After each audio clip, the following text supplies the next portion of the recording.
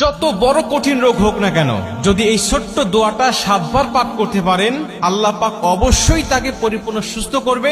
যদি তার হায়াত থাকে, যদি তার হায়াত থাকে, মৃত্যুর সময় যদি না এসে থাকে, তাহলে আল্লাহ অবশ্যই এই দোয়ার বরকতে তাকে সুস্থ করবে।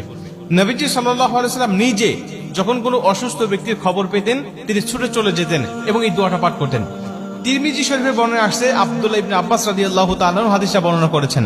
তিনি বলেন যে রাসূল সাল্লাল্লাহু আলাইহি ওয়াসাল্লাম এক অসুস্থ ব্যক্তির কাছে গেলেন এবং গিয়ে তার শিয়রে বসলেন, একেবারে তার পাশে বসলেন এবং মাথায় হাত দিয়ে তিনি ছোট্ট দোয়াটা পাঠ করলেন। এবং নবীজি আমাদেরকে উদ্দেশ্য করে ডাক দেয়া বলেন, শোনো, এই দোয়াটা যদি কোনো ব্যক্তির কাছে গিয়ে, যদি কোনো মুমূর্ষু ব্যক্তির কাছে গিয়ে, যদি কোনো অসুস্থ ব্যক্তির কাছে গিয়ে এই দোয়াটা তোমরা পাঠ করতে পারো, আর আল্লাহ যদি ওই সময় তার মৃত্যু না লিখে থাকে, তাহলে অবশ্যই আল্লাহ পাক এই দোয়ার বরকতে তাকে সুস্থ করবে, তাকে শেফায়ে আজেলা কামেলা দান করবে। আম্মাজান আয়েশা রাদিয়াল্লাহু তাআলা তিনি বলেন যে নবীজি যখন কোথাও কারো অসুস্থের খবর পেতেন, তিনি আর ঘরে থাকতেন না, ছুটে চলে যেতেন। সে মুসলিম নাকি অন্য ধর্মের লোক, এটা তিনি দেখতেন না। নবীজি সেখানে গিয়ে, তার কাছে গিয়ে নবী সাল্লাল্লাহু আলাইহি ওয়াসাল্লাম তার খোঁজ খবর নিতেন এবং তিনি মুসলিম হলে তার কাছে গিয়ে নবীজি সাল্লাল্লাহু আলাইহি ওয়াসাল্লাম এই দোয়াগুলো পাঠ করতেন এবং আল্লাহ পাক তাকে সুস্থ করে দিতেন।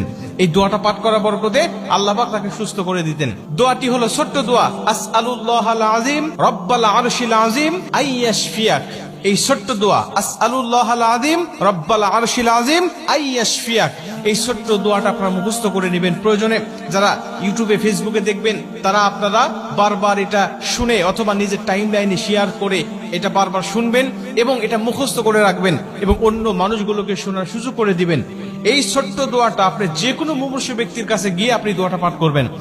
অথবা অনেক মানুষ কিন্তু আমাদের কাছে দোয়া চায় যে আমি অসুস্থ আছি, একটু আমার জন্য দোয়া করেন। তখন আপনি দোয়াটা পাঠ করতে পারেন, আসআলুল্লাহাল আযীম রব্বাল আরশিল আযীম আইয়াশফিয়াক।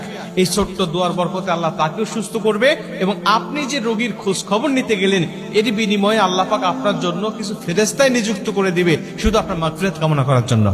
মুসলমান ভাইরা আমার, নবীজি সাল্লাল্লাহু আলাইহি ওয়াসাল্লাম বলেন, যখন কোনো ব্যক্তি মুমূর্ষু ব্যক্তির খোঁজ খবর নেওয়ার জন্য যায়, যদি সকালবেলা যায়, আল্লাহ পাক তার জন্য একদল ফেরেশতা নিযুক্ত করে রেখে দেয়। ওই ফেরেশতারা সন্ধ্যা পর্যন্ত তার জন্য মাগফিরাত কামনা করতে থাকে এবং ওই ব্যক্তি যদি সন্ধ্যার সময় তাকে দেখতে যায়, কোনো মুমূর্ষু ব্যক্তিকে দেখতে যায়, আল্লাহ পাক আরেকদল ফেরেশতা তার জন্য নিযুক্ত করে দেয়। ফজর অবধি পর্যন্ত আল্লাহ রব্বুল আলামিনের কাছে ওই ফেরেশতারা ওই বান্দার জন্য আল্লাহ রব্বুল আলামিনের কাছে মাগফিরাত কামনা করতে থাকে। আপনি তার খোঁজ খবর নিতে গেলেন, সে অসুস্থ ব্যক্তির এই খোঁজ খবর নিতে যাওয়ার কারণে আল্লাহ আপনার জন্য ফেরেশতা নিযুক্ত করে দিচ্ছে, আপনার জন্য মাগফিরাত